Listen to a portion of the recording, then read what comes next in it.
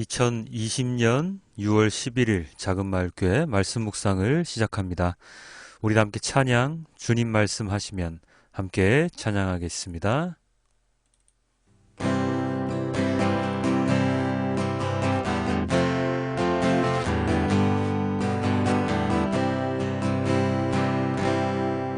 주님 말씀하시면 내가 나가리라. 주님 뜻이 아니면 내가 멈춰서리다. 나의 가고 서는 것 주님 뜻에 있으니 오 주님 나를 이끄소서. 주님 말씀하시면 내가 나가리다. 주님 뜻이 아니면 내가 멈춰서리다. 나의 가고 서는 것 주님 뜻에 있으니 오 주님 나를 이끄소서. 뜻하신 그곳에 나 있기 원합니다. 이끄시는 대로 순종하며 살리니 연약한 내 영혼 통하여 임하소서. 주님 나라와 그 뜻을 위하여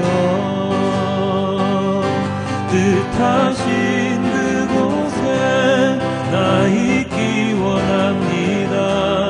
이끄시는 대로 순종하며 살리니 연약한 내 영혼 통하여 일하소서. 주님 나라와 그 뜻을 위하여 오 주님 나를 이끄소서. 주님 말씀하시면 내가 나가리다. 주님 뜻이 아니면 내가 멈춰서리다. 나의 가고 서는 것 주님 뜻에 있으니 오 주님 나를 이끄소서. 뜻하신 그곳에 나 있기 원합니다. 이끄시는 대로 순종하며 살리니 연약한 내 영혼 통하여 일하소서. 주님 나라와 그 뜻을 위하여 뜻하신 그곳에 나 있기 원합니다. 이끄시는 대로 순종하며 살리니 연약한 내 영혼 통하여 일하소서. 주님 나라와 그 뜻을 위하여 뜻하신 그곳에 나 있기 원합니다. 이끄시는 대로 순종하며 살리니 연약한 내 영혼 통하여 일하소서. 주님 나라와 그 뜻을 위하여 오 주님 나를 이끄소서. 오 주님 나를 이끄소서. 오 주님 나를 이끄소서.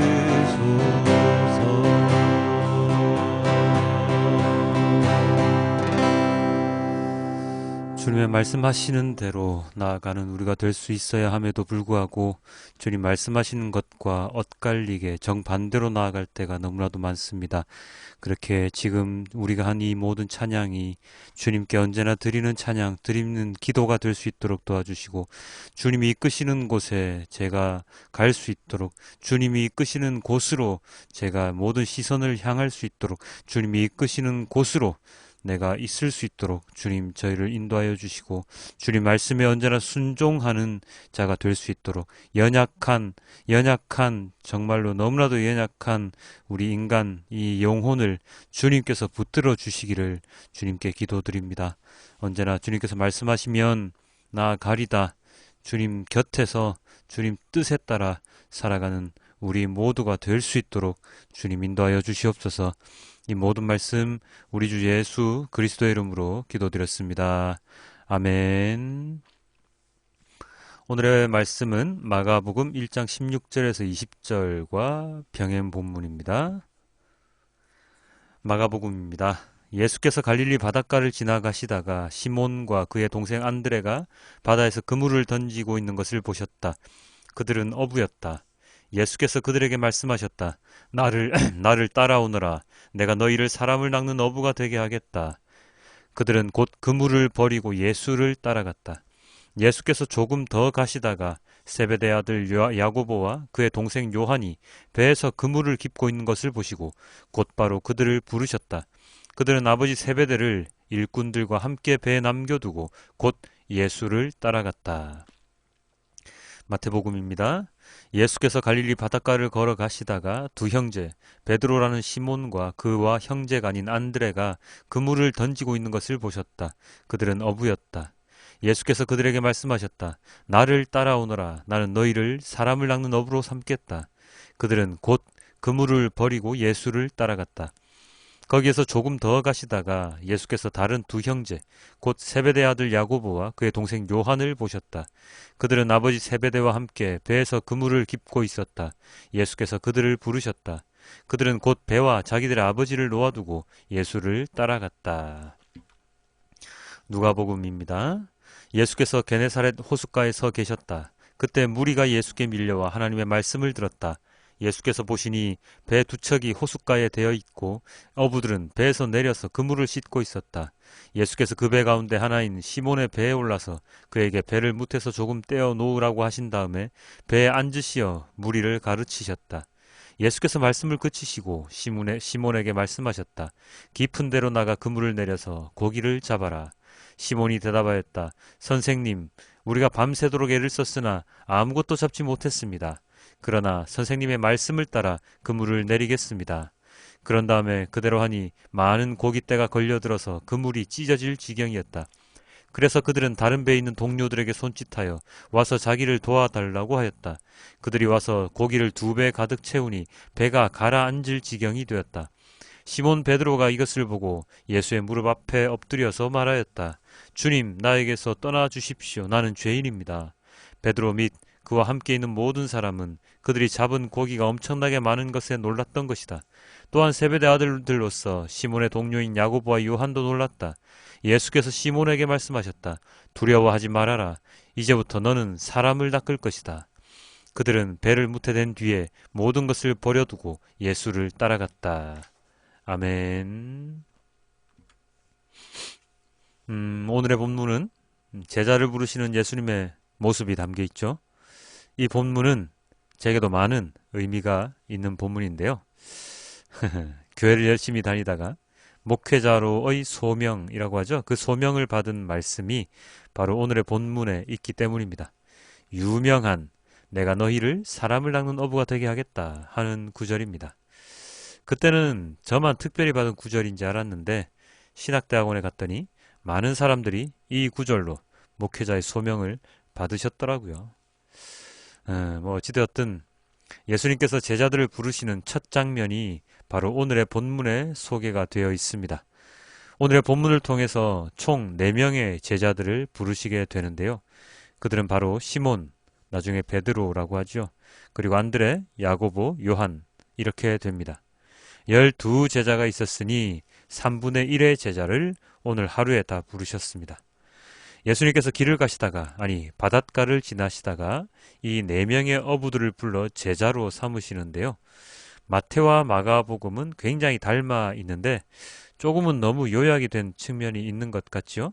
그냥 뜬금없이 예수님께서 오너라 했더니 아무 군말 없이 네 하고 제자가 되니까 꼭 무슨 귀신에 홀린 것도 아니고 아유 그냥 이렇게 될 수가 있나? 하는 생각이 들 정도로 제자의 부르심이 있었습니다. 이 제자의 부르심이 그냥 잠시 와서 나랑 같이 일 안 할래? 잠시만 일하면 돼 하는 게 아니라 모든 것을 다 내려놓고 특히 어부였던 이들이 배와 그물을 버리고 심지어는 야고보와 요한은 자기 가족들까지 버린 채 예수님을 따라 제자가 되었으니 더 의아할 수밖에 없는데요. 누가복음을 보면 일면 이해가 되기도 합니다. 누가복음 본문에서는 그냥 바닷가를 지나시다가 제자들을 부르신 게 뽑으신 게 아닌 상황이 연출되어 있습니다. 누가복음에서는 예수님께서 배 위에 올라 사람들에게 말씀을 가르치신 것으로 되어 있습니다. 얼마나 시간이 흘렀는지 모르지만 그게 하루의 일인지 여러 날의 일인지 오늘 본문만으로는 알 수는 없지만 중요한 것은 무리가 예수께 밀려와 라고 되어 있으니 상당수의 무리들이 예수님의 말씀을 계속해서 듣고 있었을 것이라고 들어왔을 것이라고 생각됩니다. 그나마 세례를 주시던 그때부터 계속된 일이었겠지요. 그러던 중에 오늘 본문에서는 시몬의 배에서 또다시 말씀을 가르쳐 주시는데 어제 누가복음 본문에서 보면 예수님의 가르침이 회당에서 예수님의 가르침에 사람들이 영광을 돌렸다고 나와 있는 것을 보았지요. 이런 것을 보면 오늘의 배 위에서의 가르침도 아마도 그들의 혼을 쏙 빼놓을 좀 표현이 좀 그렇나요? 그 하나님의 진리의 말씀을 아주 명쾌하게 쉽게 완전하게 잘 설명해 주신 것 같습니다. 그 어떤 랍비들보다도 많이시죠. 그래서 그 예수님의 가르침을 받던 차에 예수님께서 제자들을 선택하시고 그들을 불러 제자로 삼으시게 되는 것입니다.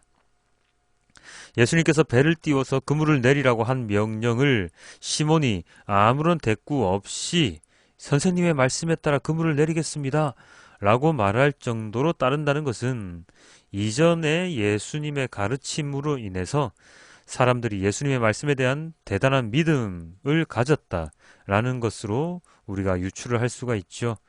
그리고 더 큰 사건은 그렇게 말씀으로서의 믿음이 그물을 내렸을 때 잡히는 만선의 기쁨을 누리는 심지어 지난 밤부터 줄곧 그물을 내렸으나 잡히지 않던 물고기가 예수님의 말씀 한마디에 2배가 가득 찰 정도로 잡히는 모습을 보면서 어쩌면 시몬과 그 어부들은 더 큰 두려움을 느낀 것 같습니다. 시몬이 뭐라고 했습니까? 누가복음 5장 8절인데요. 시몬 베드로가 이것을 보고 예수의 무릎 앞에 엎드려서 말하였다. 주님, 나에게서 떠나 주십시오. 나는 죄인입니다. 그렇죠? 나에게서 떠나 주십시오. 나는 죄인입니다. 라고 시몬이 말했습니다. 무슨 뜻입니까? 자신들은 감당하기 힘들 정도의 분이시라는 것을 그가 깨달았다는 것이죠. 말씀을 가르치실 때는, 들려주실 때는 뭐 그냥 여느 랍비보다 조금 더 뛰어난 걸? 조금 더 진리에 가까운 걸? 야, 뭔가 새롭다. 라고 그 정도로 알았지만 기적과도 같은 일, 만선이 되는 그러한 일을 겪고 나서 그들은 예수님의 모습에서 두려울 정도의 경외심을 느끼게 되는 것이죠. 자신들과 다르게, 죄인인 본인들과는 다르게 그분, 예수님은 거룩하신 분, 정말로 성경 말씀에 기록된 것처럼 거룩한, 구별되시는, 어쩌면 메시아 되시는 분이 아닐까라고 깨달은 것이지요. 그때 예수님께서 그들에게 말씀하셨습니다. 두려워 말라. 너희는 사람을 낚을 것이다. 라고 말입니다. 그렇게 되었을 때 4명의 어부가 예수님을 따라 제자가 됩니다. 가족을 버리면서까지 말입니다. 엄청난 믿음이죠. 어떤 삶이 펼쳐질지도 모르는 미래의 자신들의 삶을 온전히 예수님께 맡긴 것 아닙니까? 그렇게 맡길 수 있는 원동력은, 그 믿음은 바로 예수님의 말씀에서 나왔을 것입니다.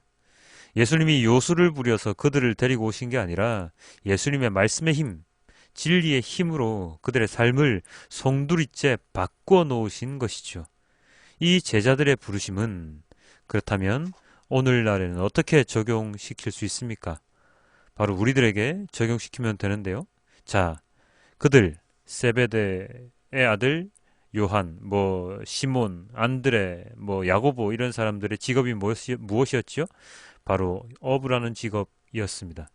그래서 예수님은 어쩌면 그들에게 사람을 낚는 어부가 되게 하겠다라고 말씀하셨을지도 모릅니다.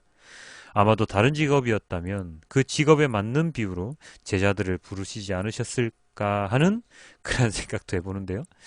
마찬가지입니다. 우리들도 우리들의 삶 속에서 일을 하며 살아가고 있는데요.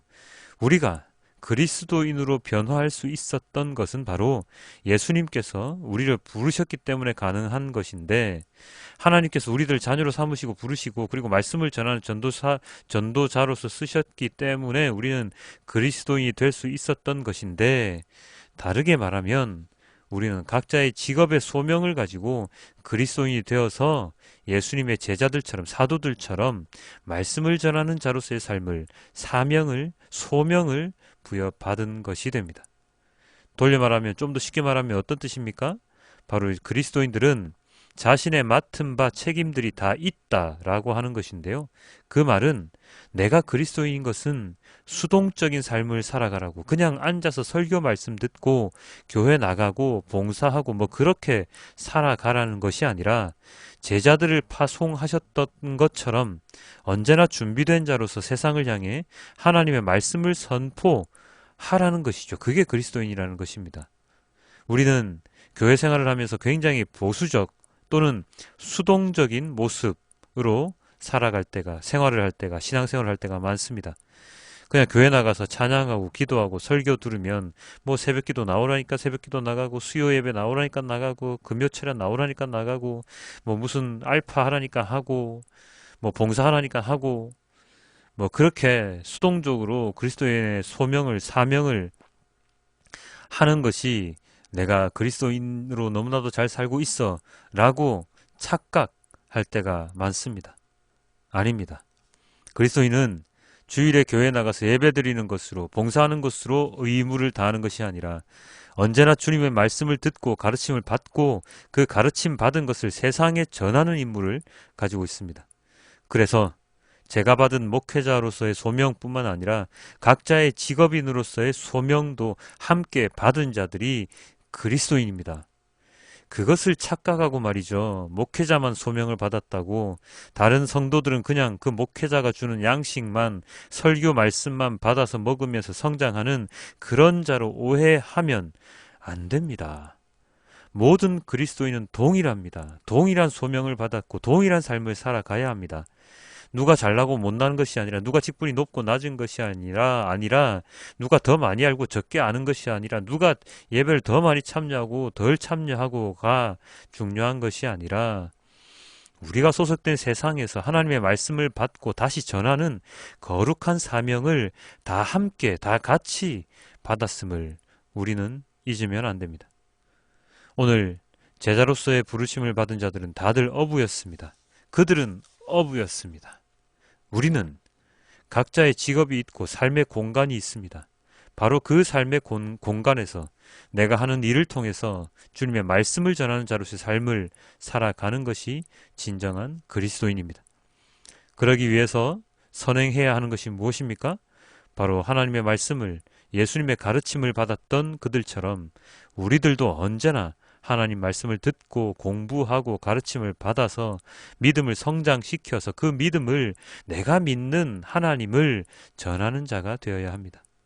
다른 사람들이 들려주는 예화나 다른 이들의 삶을 전하는 것이 아니라 내가 아는 하나님을 전하는 자가 그리스도인임을 잊어서는 안 됩니다. 예수님의 말씀을 군말 없이 따랐던 시몬 베드로처럼 우리들도 어부였던 시몬 베드로처럼 우리가 가장 잘 할 수 있는 것으로 그런 공간에서 예수님을 전하는 자가 되길 소망합니다. 그들은 어부였습니다.